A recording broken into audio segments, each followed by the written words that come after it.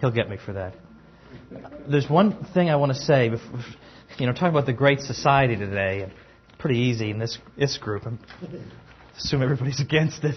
But there's one last thing I want to say, a little leftover business from yesterday. And I recommended a book by Thomas Sowell. It really is loud. I feel like I'm sort of whispering. Actually, that's okay. I recommended this book by Thomas Sowell, and called Civil Rights, Rhetoric, or Reality. And I said you should get it. It refutes every myth. It's outstanding, extremely well done, and it's a very short book, concise, and packs a punch. And I didn't mention, because it just didn't occur to me, I wasn't thinking, but it's interesting to note that, for those of you who don't know, Sowell is a black man. And I mention that simply because that means that the civil rights establishment has made his life just a ceaseless joy, constantly. He gets invited to all the fancy cocktail parties and all the conferences, and they treat his work very seriously. They've never caricatured his work or misrepresented him or tried to make him look ridiculous. And he notes in his final chapter, he makes reference to the fact that he's a black guy, but just in passing, because he was mentioning that at Cornell University, where he taught for a while, there had been some allegation in later years that it had been black militant radicals who had forced Cornell to give this black economist a job there. And he said, in 1964, there weren't enough blacks at Cornell to force anyone to do anything. And he recalls an incident in which he and his wife were in the cafeteria at Cornell, and when they bumped into it was such a bizarre thing to bump into another black couple there, that when they did so, all four of them stopped dead in their tracks and then just burst out laughing. So I actually like this because I assign this book to my kiddies to write a review of, and I can tell they haven't read it if I get a tirade about, if this guy were black, he would know about our struggle and everything. Well, if you'd read the book, you'd know. Anyway, so I just wanted to mention that. It's sort of interesting. Second thing I want to mention is another book. Dr. Gordon, is David Beto's book called From Mutual Aid to Welfare State? Is that the title? Sounds familiar? Okay, it's something like this, okay? Now, this has nothing to do with the Great Society, but it's still somewhat relevant. All right, let's see. It's worth looking at.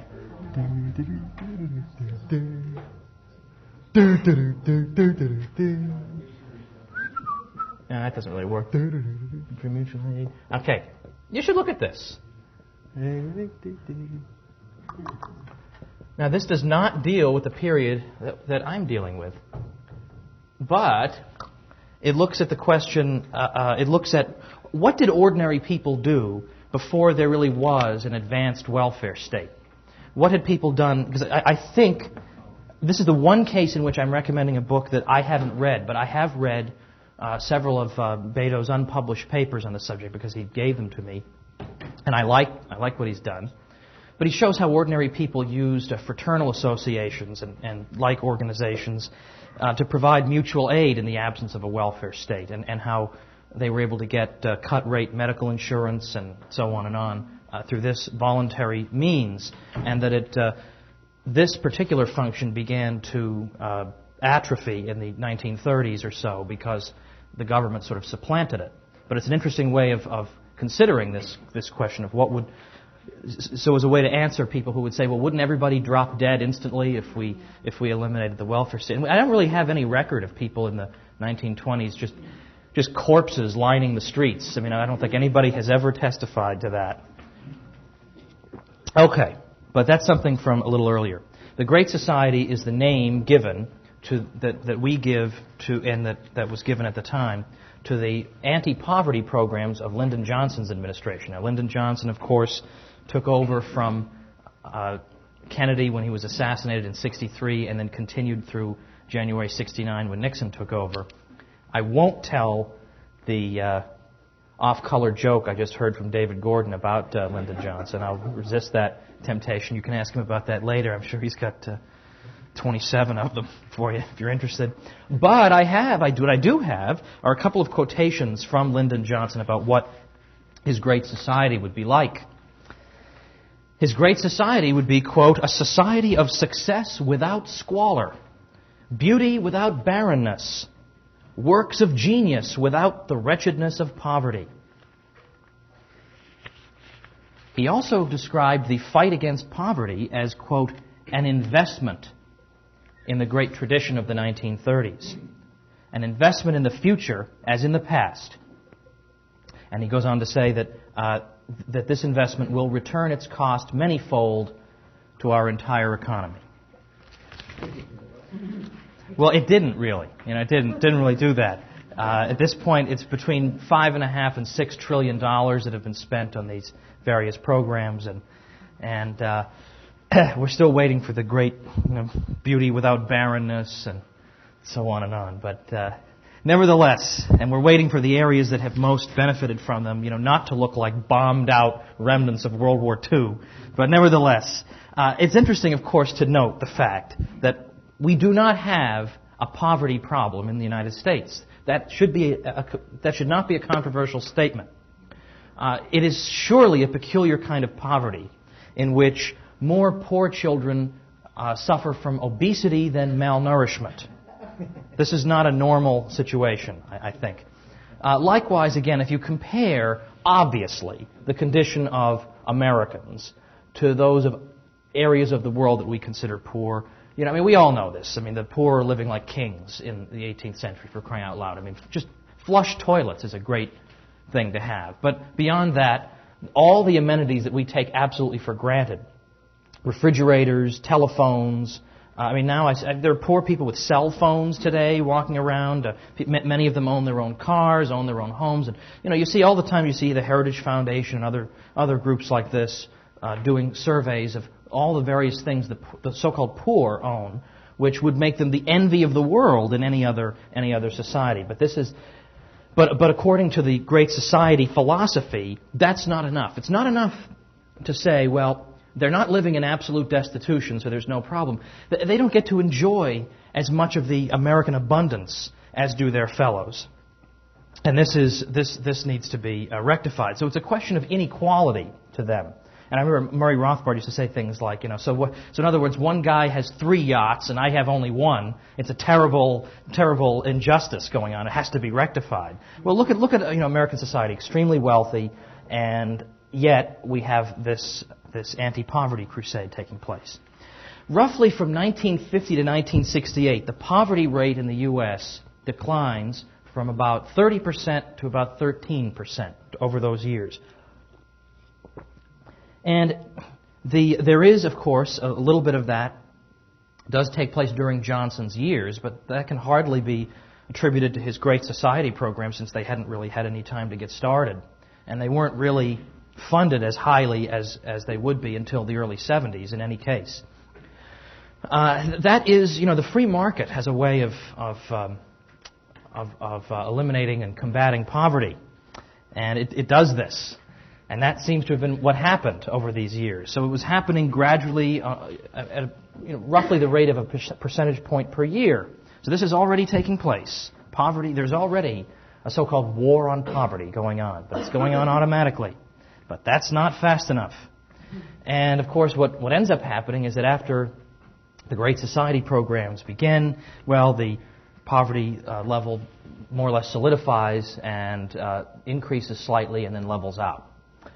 And that's what we have to show for $5 or $6 trillion. Well, I have here a few examples of things.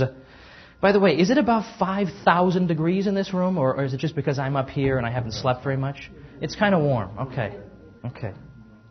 I don't know if there's anybody who can do anything about that, but it's kind of warm.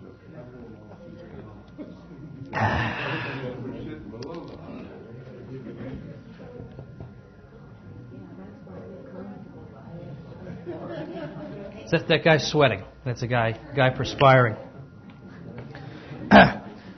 First thing I want to note is just give you a few examples of these things. We're all familiar with at least some of the anti-poverty programs of the Great Society. But I want to give you a few examples, and let's see how they've turned out.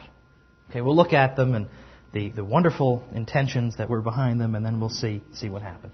The first one is the Job Corps, which just won't go away. The Job Corps. The idea was that every year you'd recruit 100,000 really, really disadvantaged people, absolutely pathetic human beings who just can't keep a job to save their lives, and we would relocate them far away from the slums, like in some wilderness or near a military barracks, and we'll train them to do productive things in life. And this will be wonderful. It will show how committed we are to building up job skills among people. Okay, so that's the idea. Well, how does this work out? Well, I have a historian's testimony about the Job Corps, and let me give you a little taste of how the first year goes. First year, 1965, of the Job Corps. Let's see, the first year, several members of the Job Corps were arrested at the Atterbury Center in Indiana for forcing a fellow trainee to commit sodomy. In Austin, Texas, a trainee on leave from Camp Gary got stabbed in a fight. At Camp Breckenridge in western Kentucky, a food riot had to be quelled by federal marshals. Members of the Job Corps were charged with burglaries in Laredo, promiscuity in St. Petersburg, and window smashing in Kalamazoo.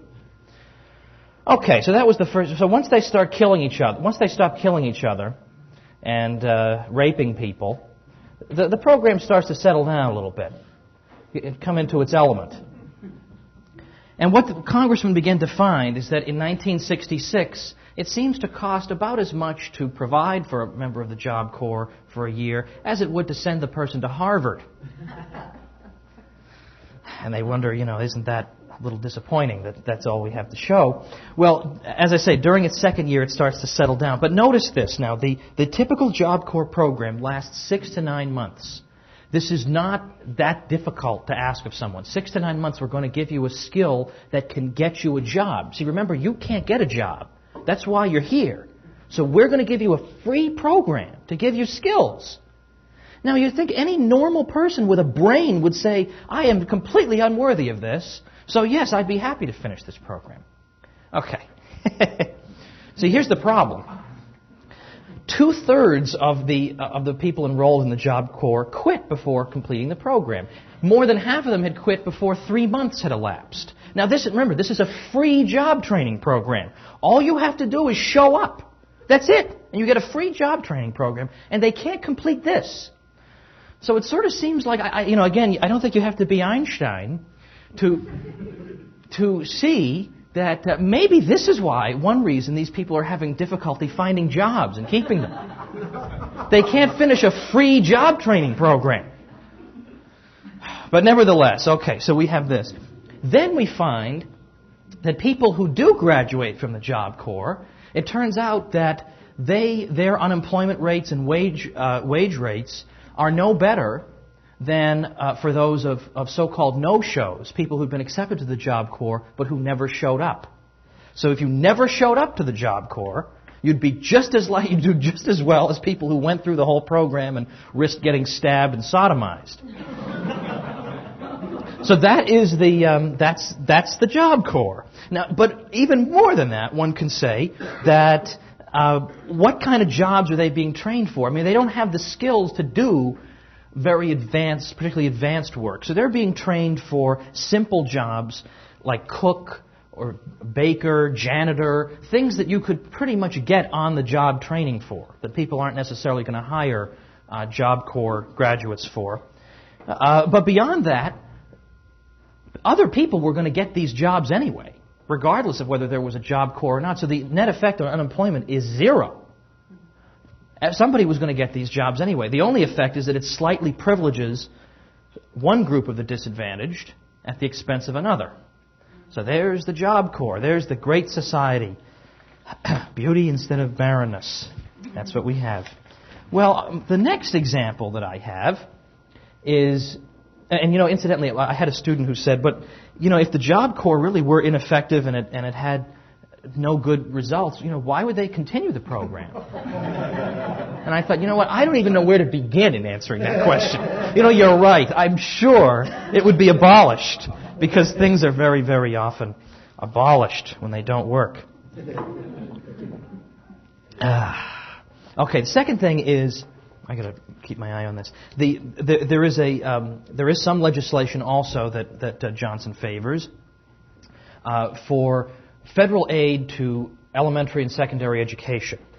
And this is also meant, this isn't meant as an education measure per se, as much as it is an anti-poverty measure, once again, because these funds under this program will be targeted to the poorer school districts.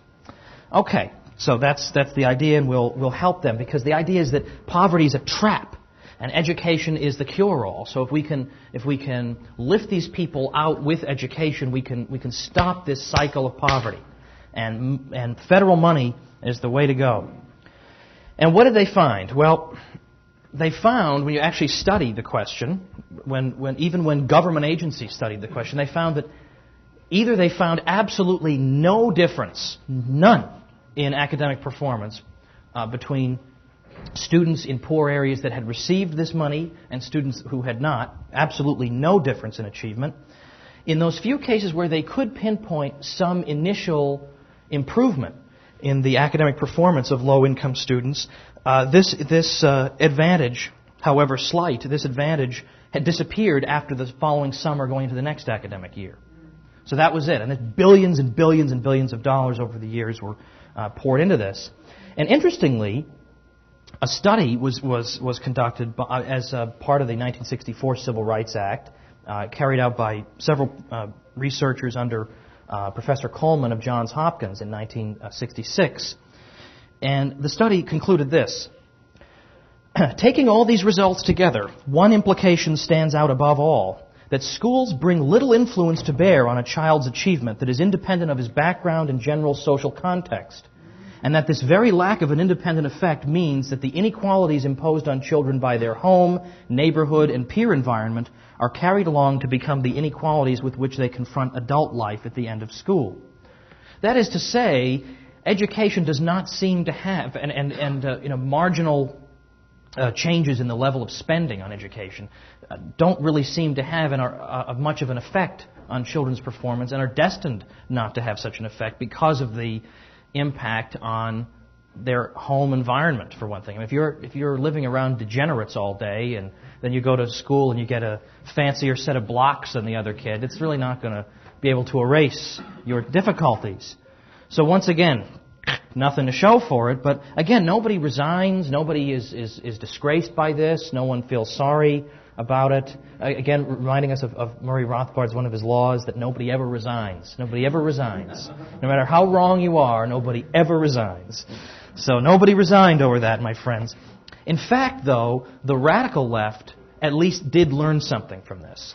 A number of people on the radical left noticed that precisely that education had so little effect on children and on erasing inequality in society, that Christopher Jenks, who was a leftist who wrote a book in 1972 called Inequality, one of the things he argued in that book is that since education is not going to work in order to equalize society better, as we've seen, radicals need to focus simply on just crude redistribution of wealth now. Just take from the rich and give to the poor, because this intermediate thing of fixing up education isn't working. So let's just cut right to the chase and just start robbing people and giving them money. So, okay, a couple people picked up something. That wouldn't be quite the lesson that I would draw from this, but that's the lesson they drew. And the same thing can be said for Head Start, by the way. Head Start is the sort of the counterpart to this for preschool children. That again, it's supposed to help them, give them a boost, give them an advantage, and again, the same results seem to obtain. That after, I think, something like $44 billion have been spent on Head Start, and it's one of these things where whatever marginal gains are observed are flushed out within about a year or so. So, thank you so much. Then there is something called Medicare and Medicaid. Somewhat less obscure program than these others. Now this is, along with Social Security, here's a classic way you take a segment of society that is, by temperament, the most conservative, the elderly, and you enlist them in the ranks of the welfare state. And you make them the greatest cheerleaders of all. Even though, as a segment of society, they're the wealthiest, the wisest, and generally they are. But this, have they been compromised, my friend, some of them. And it actually brings to mind the Simpsons episode. I was talking about this, somebody over You should all be watching this program, by the way. Not because I'm going to argue it's free market or anything. I mean, sometimes it is, but it's just funny. And Paul Cantor of the University of Virginia says it's going to be one of the great programs of all time. And he's a Mises adjunct scholar. He's got his PhD from Harvard, so obviously that means you have to listen to everything he says. But there's a Simpsons episode where the kids, Lisa and Bart, have been writing cartoon scripts and submitting them to a network. But they've been submitting them under an adult's name because they want to be taken seriously. So they've been submitting them under their grandfather's name. And he's been getting royalty checks. And so finally they said to him, there are two jokes. Finally they said to him, well, Grandpa, didn't you wonder why you were getting money for doing absolutely nothing? And he said, well, I just figured it was because the Democrats were in power again. Now, I had intended that for later because that sort of, would that were so. It doesn't really matter which party is in power, of course. That's a point that I'll return to. But a better example is the grandfather is complaining one day that the young generation always wants to get something for nothing. They always want to get something for nothing. And as soon as he's finished making this complaint, he marches into the Social Security office and says, I'm old, gimme, gimme, gimme. Oh, gee. Well, here we have Medicare and Medicaid. The idea being that for Medicare, obviously we're talking about medical care for the elderly, and Medicaid for the poor. Okay, here's a great program. Well, a couple of things to note about this. Obviously, if you're going to provide these kinds of services, you're going to, as has been noted up here at least one other time, you're going to stimulate demand like crazy. People are going to continually use this over time, more and more and more. They're going to demand everything. Doctor, I'm 107 years old and I feel fatigue and tired a lot, and I have some aches. I'd like to run 17 tests to figure out what's wrong with me. Look, the answer is you're 107, I think, but there's no market test that's going to stop you from doing this, or not quite as much. And when you spend all this money on something, obviously you're going to get prices going up and up and up because it seems like there's an endless supply of dollars chasing after these services. So hospital prices had increased 7% the year before Medicare, and the year following it, they increased 14%, and continued to increase at an accelerating and runaway rate. What's notable, though, interestingly, about Medicare, and here I'm citing another historian, is as follows. The average aged person was little better off. True, he paid only 29% of his medical bills directly out of pocket in 1975, compared to 53% before Medicare, but his total bill was also much higher. Again, in a way, the price inflation created by Medicare erodes some of its benefits. The average beneficiary spent $237 out of pocket in the year before Medicare and $390 10 years later. In constant dollars, almost exactly the same. It goes on and on. Likewise, then also the question of Medicaid, medical treatment for poor people. Well, it might be worth asking, well, what did poor people do before Medicaid? They just everybody died or something? Or like, what did they do? What happened? They jumped off a cliff when they were sick? What happened? Well, generally, what happened is doctors used to, in the days before medicine was bureaucratized as much as it is now, would provide reduced cost or pro bono services regularly for poor people, and the poor would, try to pay what they could whenever that became possible. I would recommend, by the way, another book. I'm sorry, but you gotta be a lifelong reader. You should be reading. Okay, this one I won't check up on you on, but you really should do this. I'll erase my sweaty man. There we go. Whew, still warm in here, man. For some reason, the other rooms it's. I feel like I'm living in a. Well, anyway, never mind. I feel like a piece of like a meat on a meat hook or something. Okay, let's see.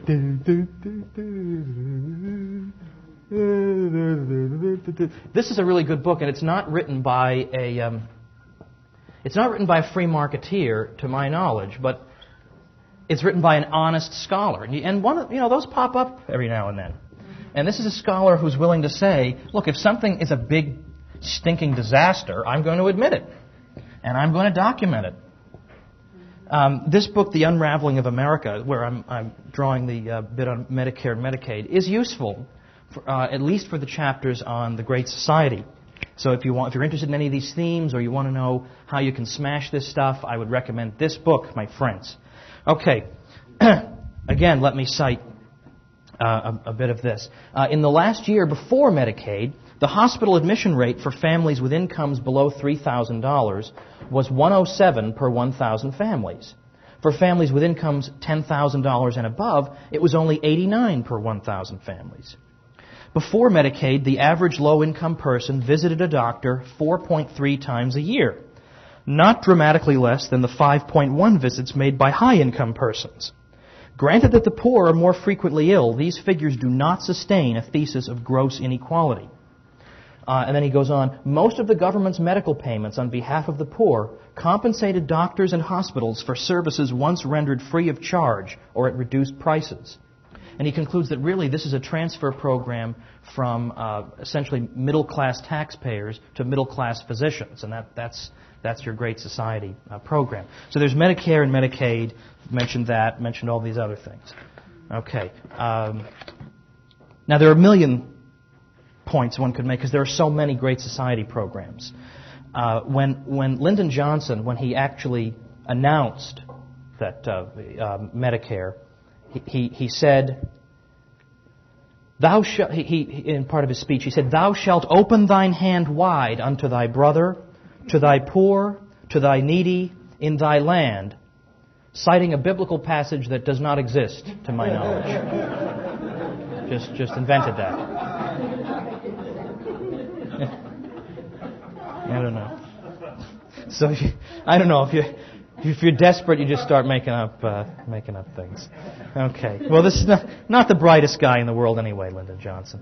Well, okay. Well, then we see also that there is, and I don't want to belabor this because we've all heard a million times about the rise of the underclass, but this is a group of people, and it's hard to, different researchers, they differ on how many people there are in this group called the underclass, but we're talking about a group of people who are poor, but not simply poor, who have really pathological difficulties. They don't understand the connection between work and money, or they don't understand. Like, for instance, Michael Levin wrote a great article in the Free Market some years ago when he said that, a lot of the times when Korean businesses will be attacked in cities, that's because the local residents have been whipped up into a frenzy that somehow the Koreans have stolen things from them because there's only a fixed amount of wealth out there. So how could they have all this stuff? They must have taken it from us in some way. I mean, that's a typical underclass pathology, an utter lack of understanding of how wealth is created, how to live like a civilized human being. These are people for whom whether or not to commit a crime very often is simply a matter of cost-benefit economic analysis. So, what do you do with these people and where did they come from? Well, you may be familiar with this, but I'm going to erase these.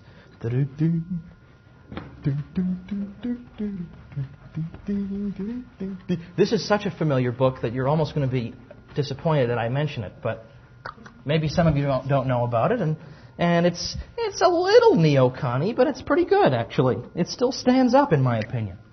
Okay, let's see. Here we go. Oh, it's Charles Murray, the big racist. All right. I was being sarcastic. Okay. Yes, it's losing ground. You should get this. It's not bad. Yeah, it's got all the information you need to smash everybody. Yeah. That's the spirit. Because basically, as you all know, or some of you know, his basic thesis is that this rise of the underclass, this phenomenon by which the poor have become, or at least a particular identifiable group of the poor, have become, in a sense, hooked on, getting free handouts and all the rest of it. He says you can't hold the Great Society programs themselves altogether blameless in this case. In fact, he actually correlates the two. He says that the incentives that are being used here are going to tend to make people act like parasites and act in antisocial ways when you reward them for this behavior. And he has in this book actually a very interesting example, which he was roundly criticized for, but which I think works. I won't go into any detail because you should get it. And there's a 10th anniversary edition that came out recently where he has a new introduction where he looks at the research in intervening years, and he says, I basically don't change the thing I said. But he gives an example of, he says that suppose we had a government anti-smoking program whereby we paid you a bounty to quit smoking. He said, I can demonstrate to you logically that the net result would be more people would be smoking at the end of the program. And you think, well, how could that be? But yet he explains it, and you read it, and you say, he's right. It would work out that way. And he said, likewise, that's the same thing for any social welfare policy. Because for one thing, there is something that economists refer to as the disutility of labor. People would rather not work if they could get away with it. So there's always this difficulty of how do you provide for people who are desperate without at the same time making the package so attractive that you make being desperate seem attractive. I'd like to get free this and free that. And especially when you consider that in many cases the programs of the Great Society, the housing programs, the medical programs, the educational programs, the AFDC, which is originally a Franklin Roosevelt program but greatly expanded in the Great Society, where you have additional children, you get more cash and everything else. Well, the result is that, first of all, remember, all these benefits are tax-free. So you bear that in mind. It might not seem like that much money, but it's tax-free. In many states, this package of benefits gave you an income that was well above what you'd get with a minimum wage job, and some cases well above what you'd get at 1.5 times the minimum wage. So a lot of people said, well, to heck with this, I guess I'll just get some free stuff. Because, that's what I'm entitled to and everything else. In fact, again, it's just the last Simpsons example I will give is Ned Flanders, the man you'd most like to punch in the face, is the one who's sitting around and his kids say, Daddy, what do taxes pay for? And he says, all kinds of wonderful things like sunshine, and he goes on and lists all these silly things, and also the people who just don't feel like working, God bless them. Anyway, well, that's in a sense what happens. Well, in addition, and then Murray makes additional arguments that at the same time that government is making it more and more attractive to be in and to remain in basically a completely pathetic position and not to lift oneself out of it and to give a bureaucratic solution to this whole thing, there are other signals that are being sent. Discipline in the schools is being destroyed.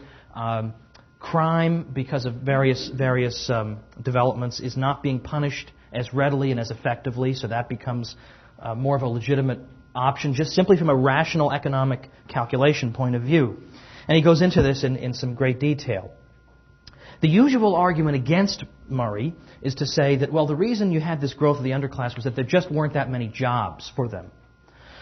Okay, well, in some cases, there could be a little something to that. I don't really know. But interestingly, Harvard economist Richard Freeman in 1980 did a survey in which he asked out-of-work inner-city black youths about their job prospects, and over 70% of them said they could easily find a job. But they didn't. They completely dropped out of the labor force altogether. In 1989, it had risen to around 75%. Said they could easily find a job. But minimum wage jobs now seemed silly and ridiculous and like chump jobs. What's the point? Even though those are generally the first step for other things. I want to make sure I say everything. Okay, covered all that. And then there's this question of and also the catastrophic rate at which young black men began to drop out of the labor force altogether took place at a time when the economy was booming. So it's a little difficult to argue that was the explanation. Likewise, now there's also a controversy, though, about Murray's claim that these programs encouraged more out-of-wedlock births. And his argument is it's a simple economic calculation.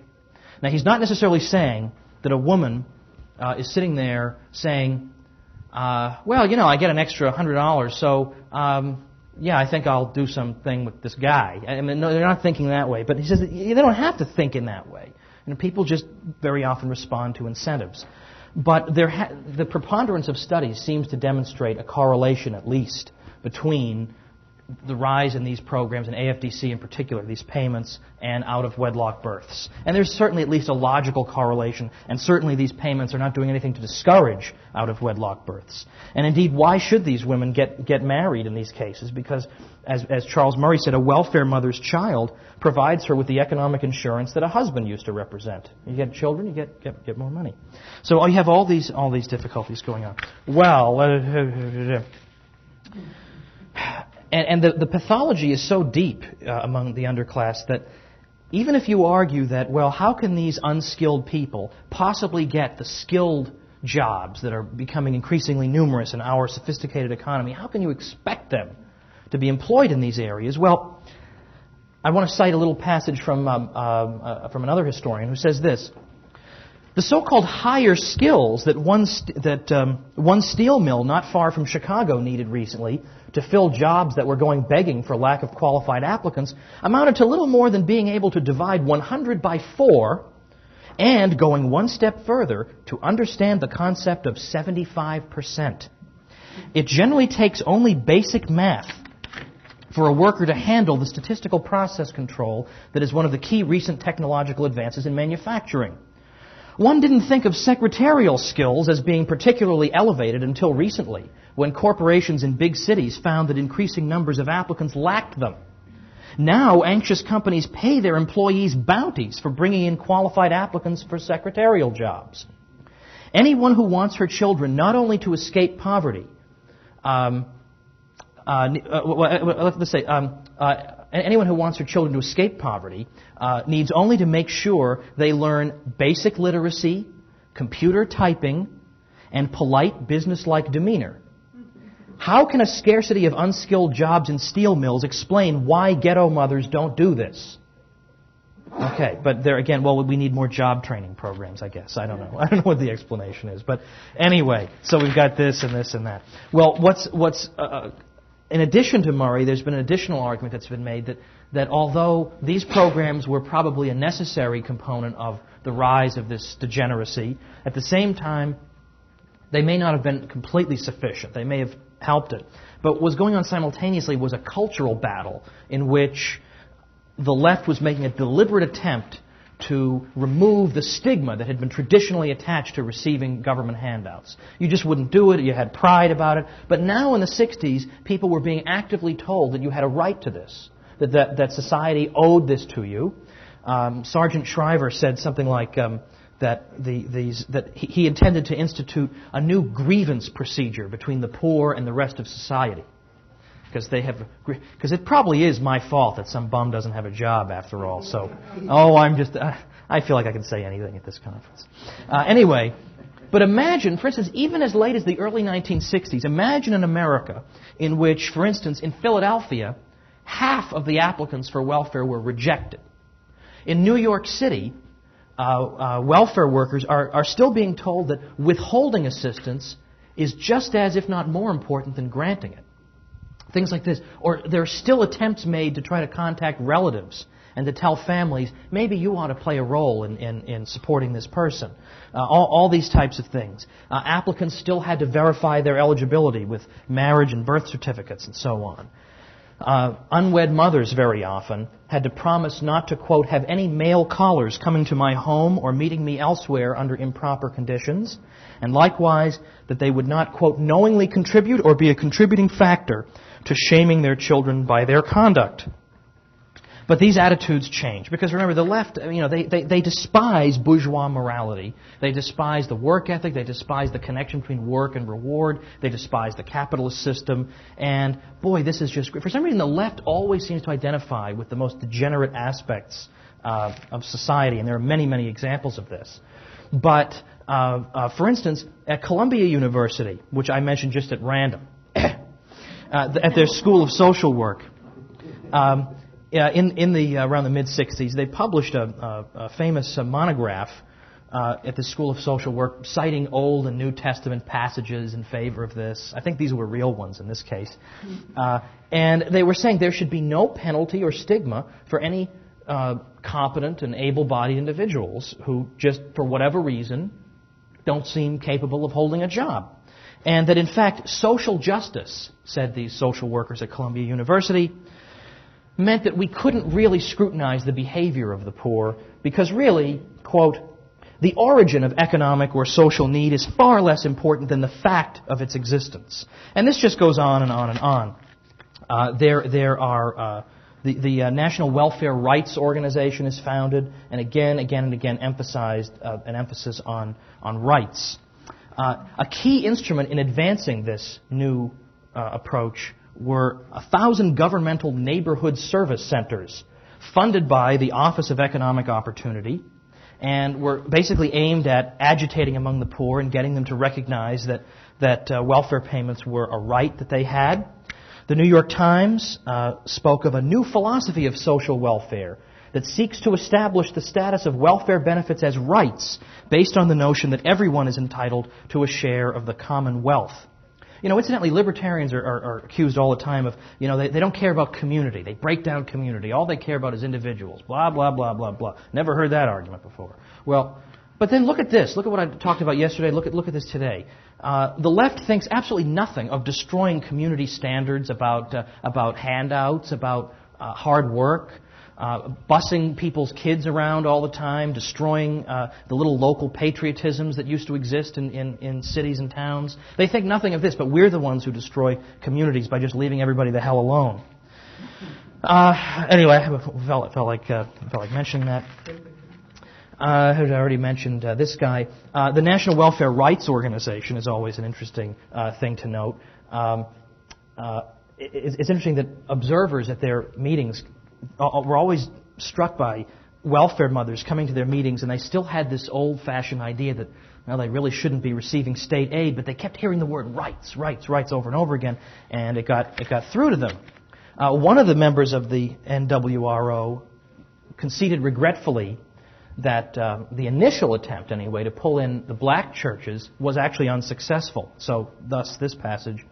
We met with Whitney Young, director of the Urban League, and he gave us a long speech about how it was more important to get one black woman into a job as an airline stewardess than it was to get 50 poor families onto welfare. By the way, there are two... Sorry, I have to just give these to you. I can't resist. And you might find them useful. I don't know if you're interested in these topics, but I'll give this to you anyway. There are two books that are pretty good. Pretty good. This one's sort of pretty good because it's irritatingly neocon-y. Here and there, but it's got enough incriminating quotations that alone makes it worth something. I mean, it's fine, but there are parts of it where you're just groaning. The subtitle of this book is something like "The '60s Legacy to the Underclass." Okay. It's pretty good, because he goes into some depth about this deliberate attempt to undermine the standard view of government handouts as a prerequisite to this explosion in handouts. Second book I would mention, there's just one chapter that's pertinent to this, and that's this guy. Again, I'm not saying this is a perfect individual who's never made any mistakes in his life, faith-based charities, but he's still worth looking at in this case. He's got one chapter in this book that's really good. Well, I don't know. I don't know. I just mean that it's very good on this topic.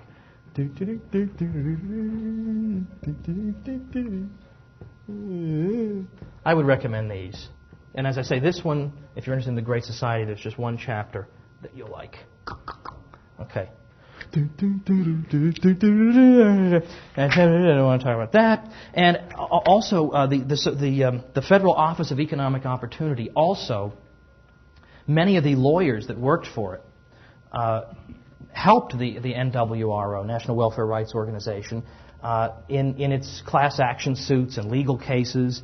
And so, for instance, and this is from Magnet, rules that welfare officials, without extensive hearings, could declare a person employable and require him to take a job, struck down, thanks to left-wing government lawyers.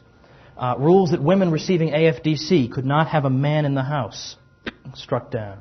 Rules that recipients suspected of fraud had to answer questions or else face possible loss of subsidy. Struck down. Et cetera, et cetera. And just goes on and on. So in other words, radicals are going around in various communities, organizing the poor to go into the courts and demand their rights. And also what they would do is that these OEO attorneys would encourage the poor to just keep requesting more hearings all the time from local welfare officials so as to increase their caseload impossibly and just force them to give in, which is what they would do. Or have sit-ins in these people's offices, and they don't know what to do. I'm just a local state bureaucrat. I don't know what to do about this. I'll just approve your damn application, or I'll just do whatever you want me to do. Again and again and again. Sleep-ins, sit-ins, and so on. Now, just one little statistic, and then I will more or less wrap up after one more example. During the 1950s, the AFDC rolls rose by 100,000 families, or 17%. During the 1960s, the increase was 107%, or 800,000 families, with about three-quarters of that increase occurring from 1965 to 1968 alone, which was not a time of terrible economic conditions by any means. The overall AFDC population increased from 4.3 million in 1965 to 10.8 million in 1974. Well, the last thing I would mention is the evil Michael Harrington wrote a book in 1962, I think. It was called The Other America, and you probably have to read it in school. And he's arguing, Michael Harrington, I mention him because this is one more example of a leftist attempting to give some other explanation for the existence of the poor.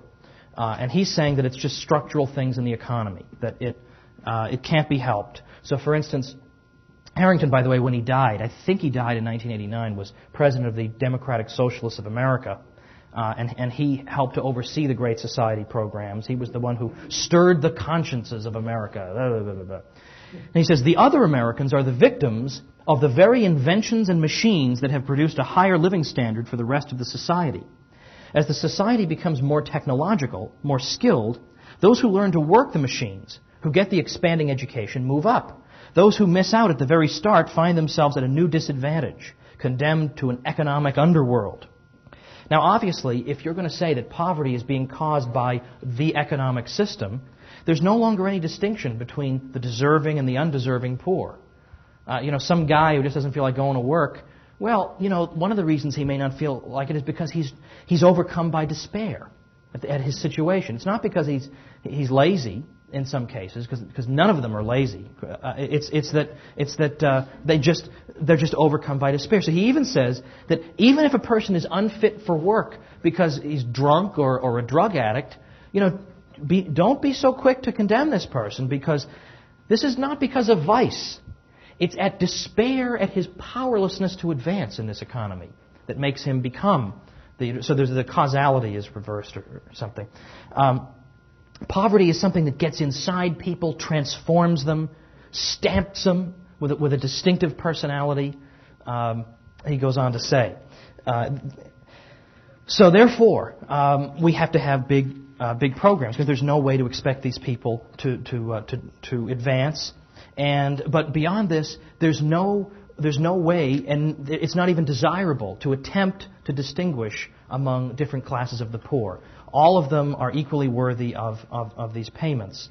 And, of course, over time, the result has been what we have now. Now, if you're interested in anything having to do with welfare and you want all the statistics on it, about how much has been spent and what has happened and what are the outcomes, the book, it's not that well written, but it doesn't matter. It gives you the data. It's this Michael Tanner book, The End of Welfare. At least it's got all the data in there. It's written from a free market point of view. And so that would be one thing. The other thing you might have some interest in, it's not his best book by any means, but it makes it's sort of useful, another Charles Murray book, and that is his book, In Pursuit of Happiness and Good Government. And I mention this because in here he's got an interesting graph. He plots, he looks at the growth or decline in private charitable giving, and then he plots it against time, and he's showing that during periods where the government is increasing its social welfare expenditures, private charity declines, whereas during periods in which at least the impression is that the government is cutting back, you see private charitable donation rising again. Now, he's not necessarily implying causality here, but the graph is kind of uncanny, and it certainly makes a certain logical sense. And so he argues that there's a lot of crowding out of private charitable giving that goes on as a result of all this spending.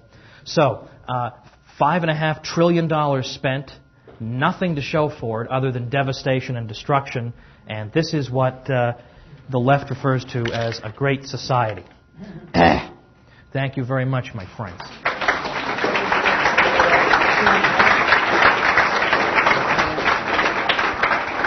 All right, let's see. I've got about 6 minutes. If anybody has a question or a comment or would like to add something to what I said. To get back to your civil rights and connect with this, the black people are vastly overrepresented on this. Is there any particular reason for that?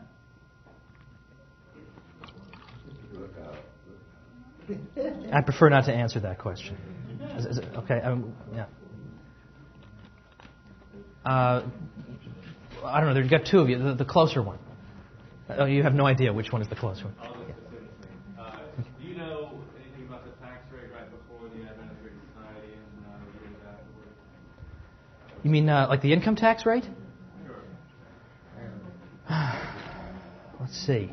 Where do they get the money to fund all these things? Yeah, see, what I'm thinking, well, I mean, you could just borrow or whatever, but what I mean, I know that when, I seem to recall under Kennedy, when he came in, the top rate being 63%, and then it came down somewhat, but I just don't remember them off the top of my head. I know somebody in the room who does know the tax rates, and we all know who that is. But offhand, off the top of my head, I don't know what the tax rates were at that time. I wasn't alive to have to pay them yet, so I don't know what they were. When the title of the thing is the Republican welfare. Oh yeah, I forgot. What did they do to solidify the later Nixon order? Yeah, see, that's a good question. See, these titles are given to us, and yeah, I forgot to mention. I mean, basically, the Republicans have been accomplices in this, and people always say, well, they couldn't possibly politically do anything to curtail these programs. But every time, like when Newt Gingrich was around, he was constantly being accused of wanting to abolish Medicare. He's going to abolish Medicare. He's going to cut it significantly, and he constantly said the opposite. He constantly said, "I'm not going to do that." But so my argument always was, well, look, no matter what you say, the press is going to say you're abolishing Medicare, so you may as well do it. I mean, you may as well cut it back, because they're always going to accuse you of cutting it back, because they're dishonest in the way they talk about cuts and things.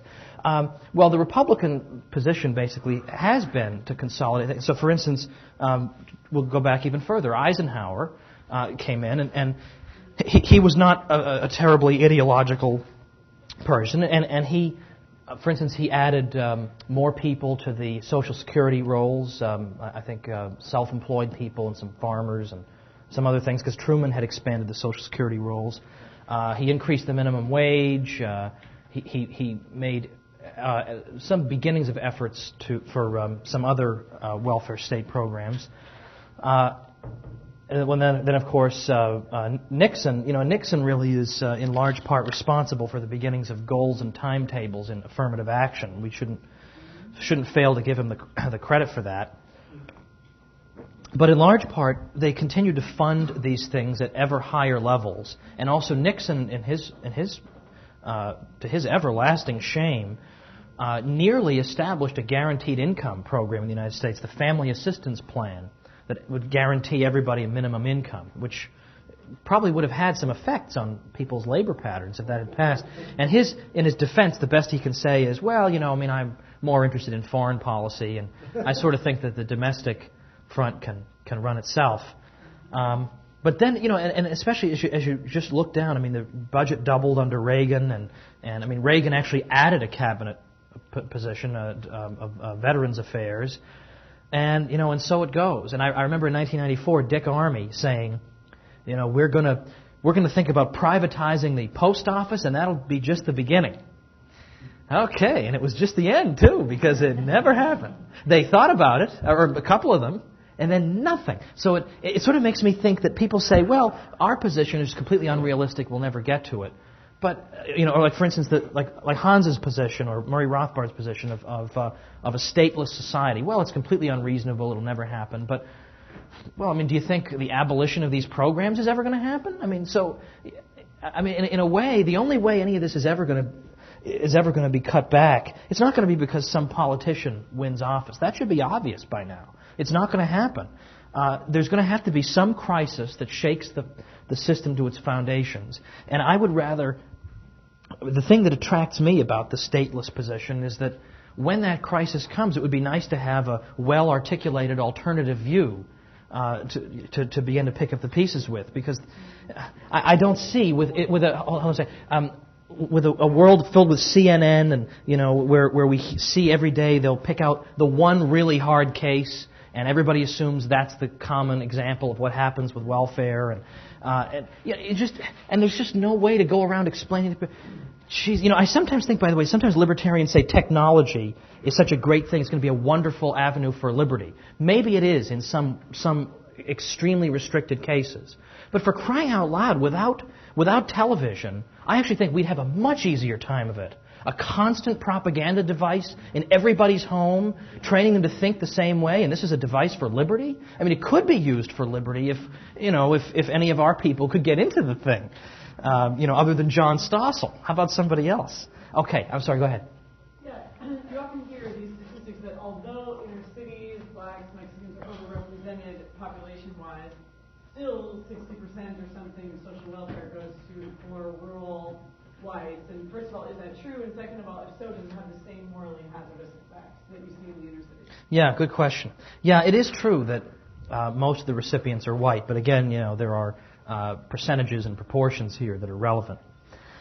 I don't know. In some environments, I think everywhere it has a certain deleterious effect because if just the mere fact that it's an outside state agency means that it can't really have any kind of really personal oversight of individual cases, and secondly, precisely because the word entitlement is used in all cases, I think that undermines an older, better view of these things. But on the other hand, I do think that in some environments it just adds fuel to an already blazing fire because it increases a sense of victimization. I remember one time, I'll be honest with you, I'm going to make a confession I shouldn't make, but I applied for some fellowship many years ago, some sort of Christian thing, and I didn't get it. And I concluded from this the reason was that it's because I'm a Catholic. And these Protestants, they think I worship statues and all this nonsense. And I thought, boy, those bastards, I can't believe they robbed me of this fellowship. And I suddenly realized, boy, if I do this even once, it must be so easy to go through life thinking that everything is due to race or something like that. And anything that encourages that, anything that encourages the idea that the society is inherently unjust, and you, therefore, are entitled to a kind of an ongoing reparation payment, is going to be culturally very destructive. Okay, I've already gone over my time. Thank you very much.